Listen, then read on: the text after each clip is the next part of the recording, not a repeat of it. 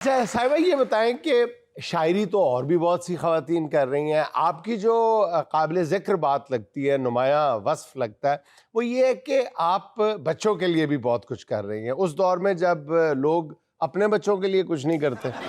दुरुस्त फरमाया जनाब। और हर शायर का यही एक जिसे कहते ना दायरा कार होता है कि वो उस जगह पे सोचे जहाँ दूसरे नहीं सोच रहे होते।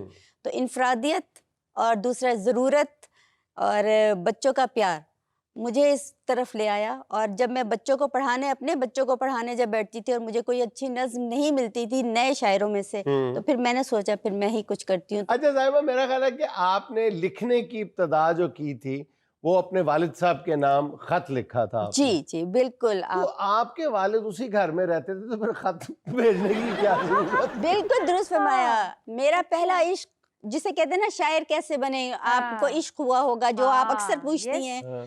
तो मेरा पहला इश्क मेरे वालिद माशाअल्लाह। और आखिरी इश्क भी वही।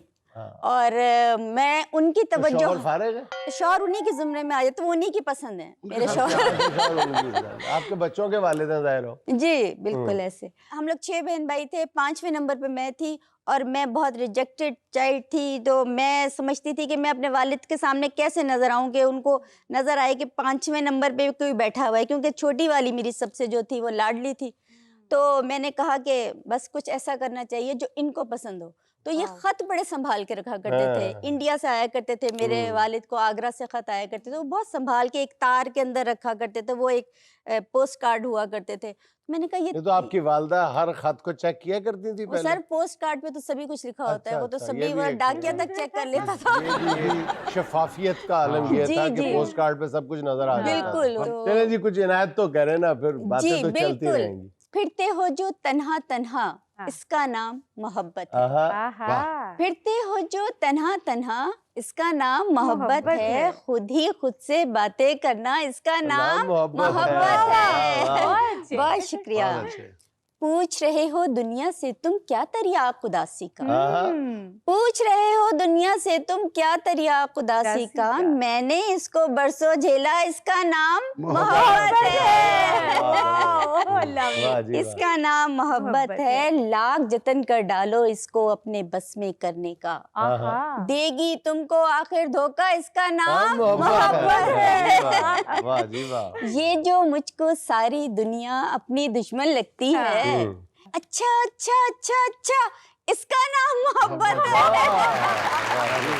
बहुत शुक्रिया, बहुत। कभी कभार खिला दिया करें, इसका नाम मोहब्बत है। इसका नाम मोहब्बत है। क्या बात है। अच्छा साहिबा, आपके शौहर जो हैं माशाल्लाह वो पंजाब यूनिवर्सिटी के बहुत सीनियर असातिज़ा में से हैं, बल्कि ओरिएंटल कॉलेज पंजाब यूनिवर्सिटी के वो डीन भी हैं। जी उन्होंने भी एक सफ़रनामा लिखा हुआ है और आपने भी एक सफ़रनामा लिखा जी हुआ जी है, तो ज़्यादा अच्छा सफ़रनामा किसका है?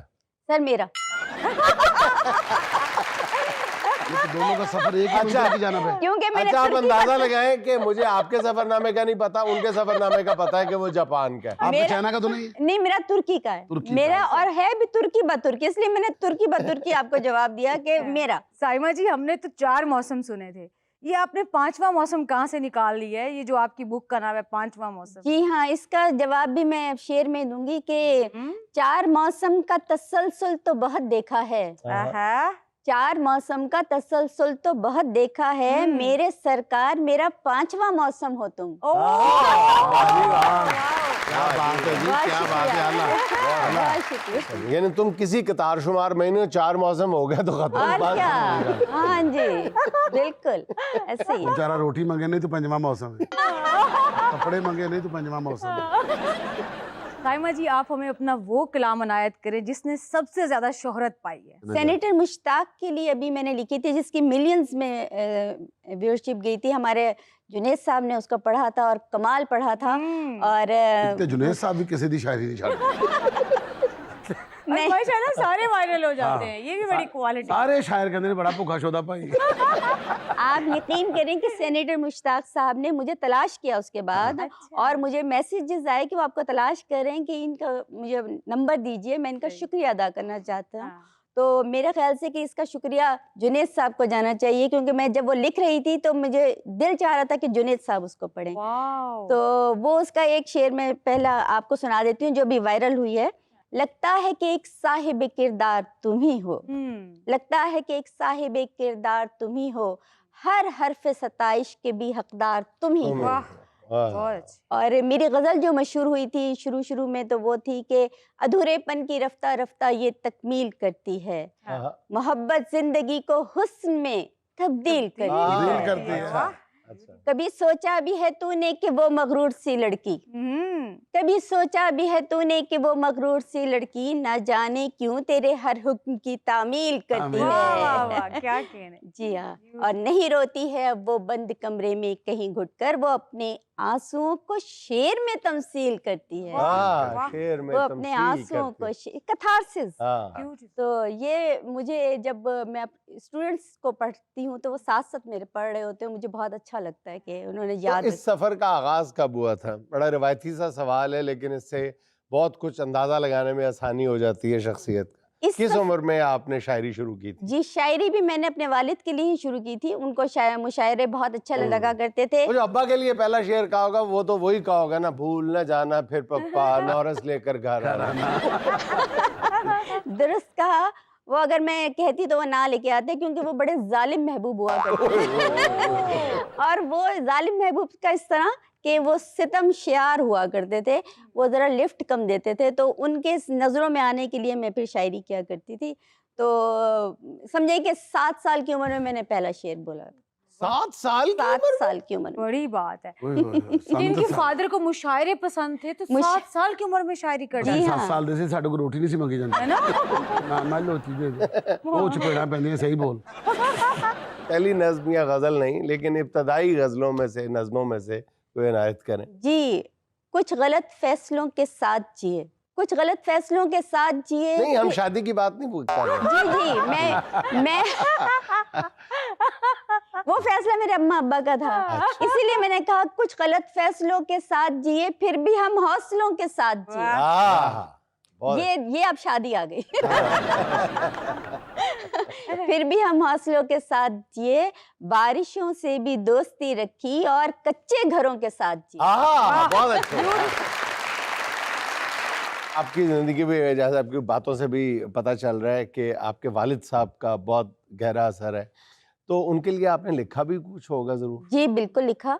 मोहब्बत का खजाना है सरापा बाप का पैकर, हाँ, मुकम्मल एक जमाना है सरापा बाप का पैकर। हाँ, जहां में हो हजारों झूठ नौसरबाज हो, लेकिन सदा सच्चा फसाना है सरापा बाप का पैकर। हाँ, वाह, ये बरगद का घना साया है सर पे अपने बच्चों के, हाँ, हसारे कुल घराना है सरापा बाप का पैकर। ये दुख तो साइमा हमसे यतीमों से कोई पूछे, कयामत याद आना है सरापा बाप बाप का पैकर। वाह, वाह जी वाह, बहुत बहुत। अच्छा, बच्चों के बाप के लिए भी कुछ लिखा है तो वो अनायत कर दें अब। हमेशा गुफ्तगू के दरमियान नजरें चुराते हो, मुझे तुम जब भी मिलते हो मेरी उलझन बढ़ाते हो। हालांकि यहाँ मैं बीपी लिखना चाह रही हूँ। मेरा बीपी बढ़ाते हो। हमेशा गुफ्तगू के दरमियान नजरें चुराते हो, मुझे तुम जब भी मिलते हो मेरी उलझन बढ़ाते हो। तुम्हें सब तोड़ के फिर जोड़ने में लुत्फ आता है, मुकरते हो कभी यकदम कभी सब कुछ निभाते हो। वाह वाह, फना होना है आखिर को मुझे मालूम है साहिब, अभी से क्यों मेरी हस्ती के सब मंजर मिटाते हो। वाह वाह वाह हाय। इसमें कोई तारीफी शेर है तो वो भी सुना क्या दो। कहने? सारे इसमें गिले शिकवे सड़ी बातें भी तो। वो हकीकत बयान कर रही है और देखिए, हकीकत सुनने की हिम्मत पैदा की जाए। प्लीज वो शायरी है कि बंदा सामने बैठ के कह रहा है मैं कीता की देखिए मैंने उनके मूड स्विंग्स पे लिखा है। अब दूसरे जब एक मिसरा नेगेटिव है तो दूसरा मिसरा पॉजिटिव वो तो भी है। जबरदस्ती उनको, आपको पता है कि महीने की 30 तारीख भी आनी है, तनख्वाह भी आनी है। ਸਰ वो तो पता है, ਬੀਵੀਆਂ ਦਾ ਤਰੀਕਾ ਕਾਰ ਹੀ ਹੁੰਦਾ ਤੇ ਰੋਟੀ ਅੱਗੇ ਰੱਖ ਕੇ ਕਹਿਣਾ ਖਾ ਲਓ ਫਿਰ ਤੁਹਾਡੇ ਨਾਲ ਗੱਲ ਕਰਨੀ ताकि एक बंदा नवाला ना ले सके। तू पहले गल कर ले जड़ी कर।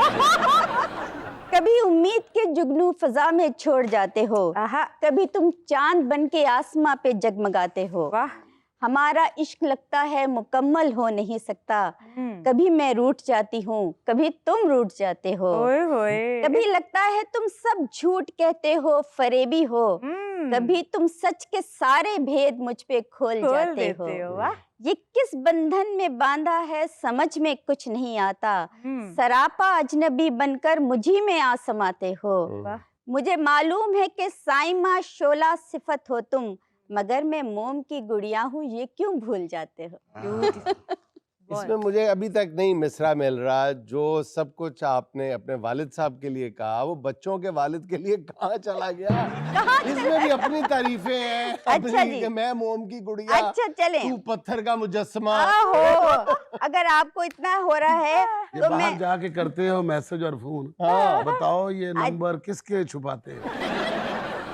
कली भी खार खाती है वो इतना खूबसूरत है, आहा कि तितली तिल मिलाती है वो इतना खूबसूरत है, वाह। वो धीरे से अगर कोई सुरीला गीत गाए तो फजा भी गुनगुनाती है वो इतना खूबसूरत है। वाह बहुत बेमिसल है साहिब वजाहत में शराफत में, हया नजरें बिछाती है वो इतना खूबसूरत है। ये कुछ ज्यादा हो गया। अब अच्छा, शौर बस कहेगा देखो, कि ये मैंने मेरे कहा बारे में है ही jealousy, नहीं। देखो अब jealousy। शौर नहीं मानेगा ना।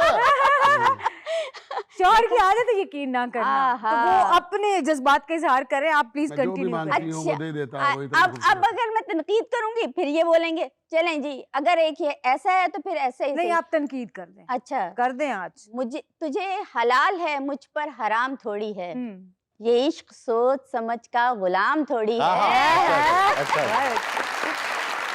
और ये हमारी सुहाना के लिए, तू आदतन ही निकलता है घर से सज धज के, तू आदतन ही निकलता है घर से सज धज के, तेरे ख्याल में ये कत्ले आम थोड़ी है।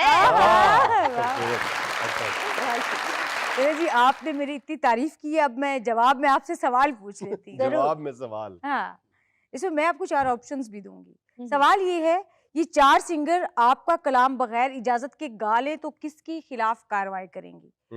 Option number 1 Malku, option number 2 yo Honey Singh, option number 3 Atif Aslam, option number 4 Chahat Fateh Ali Khan. हाँ, मेरे ख्याल से चाहत फतेह अली खान अगर गाएंगे तो मेरा तो वायरल हो जाएगा। मैंने तो ताड़ी तितली साथ सारी गाई, ये जो तितली है, ये जो तितली तितली तितली, वो तितली तितली तितली जब बोलेंगे तो वो तो वायरल हो वो जाएगा। आपकी गजल है, रिश्ता ए दिल कभी आजार भी हो सकता अरे है, वाह वो जरा इनायत कर दें। क्या बात है, वो मुझे ही बहुत पसंद है। रिश्ता ए दिल कभी आजार भी हो सकता है, सर्द लहजा कभी तलवार भी हो सकता है। आपके लिए इस कदर सर्द निगाही से ना देखो हमको, इतनी नफरत से कभी प्यार भी हो सकता है।